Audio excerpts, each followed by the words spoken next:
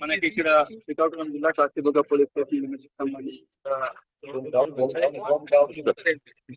ఒక private person Mukunda Pandey ఒక private land లో కన్స్ట్రక్షన్ చేసుకున్నారు.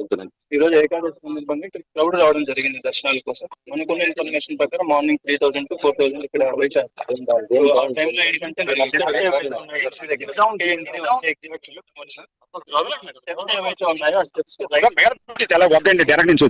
రైట్ సైడ్ ఉన్న గ్రిల్ ఐరన్ గ్రిల్ ఏదైతే ఉందో, రైలింగ్ ఏదైతే ఉందో, ఆ కన్స్ట్రక్షన్ వీక్ ఉండడం వల్ల అది కొలాప్స్ అయిపోయింది. ఒకసారిగా కొలాప్స్ అక్కడ ఉన్న క్రౌడ్ 7 feet హైట్ నుంచి కిందకి పడిపోయారు. ఒకరి మీద ఒకరు కింద పడిపోవడం వల్ల ఇన్సిడెంట్ జరిగింది కంప్లీట్ గా.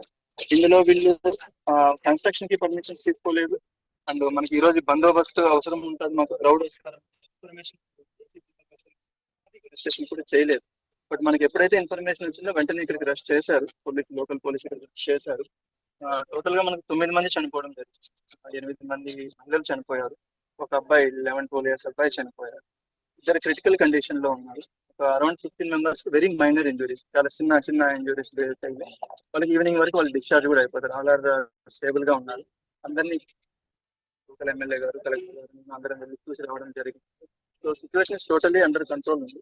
దీనికి ఎవరైతే రెస్పాన్సిబుల్ ఉన్నారో వీళ్ళందరినీ కూడా మనం డిస్కస్ చేయడం జరుగుతుంది. Sir, what is the reason? Cases register చేశారు. Sir, please tell in English what is the reason for the.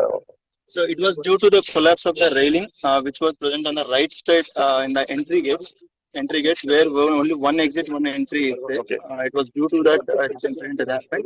The construction